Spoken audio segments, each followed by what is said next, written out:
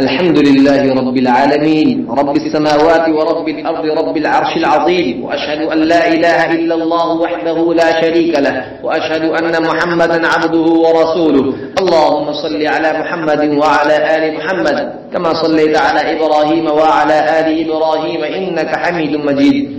اللهم بارك على محمد وعلى آل محمد كما باركت على إبراهيم وعلى آل إبراهيم إنك حميد مجيد. أما بعد، فأيها المؤمنون، إن شهر شعبان شهر كائن بين رجب المحرم ورمضان المعظم، ويكون فيه ما يكون من الأعمال تقدمة بين يدي رمضان من الصيام وقراءة القرآن، فاجتهدوا في ذلك واحذروا رحمكم الله البدع المحدثات وأنواع المحرمات، فإنها في كل زمان محرمة.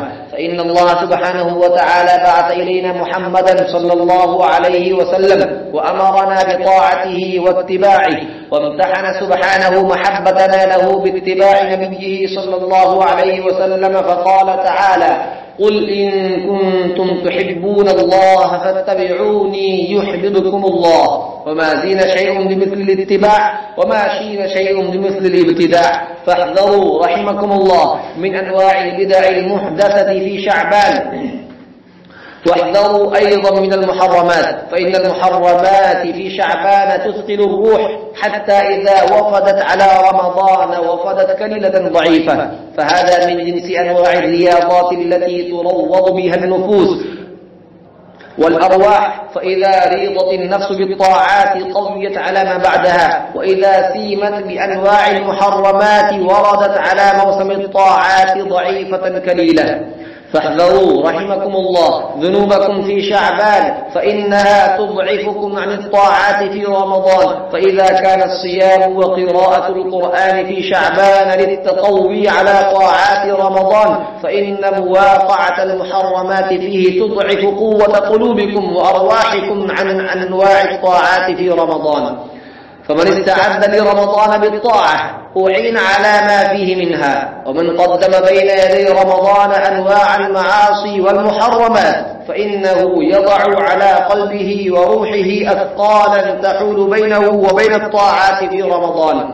اللهم بلغنا رمضان، اللهم بلغنا رمضان، اللهم بلغنا رمضان. اللهم أعنا فيه على الصيام والقيام وأنواع البر والإحسان. اللهم آت نفوسنا تقواها وزكها أنت خير من زكاها، أنت وليها ومولاها. اللهم إنك نسألك الهدى والتقى والعفاف والغنى.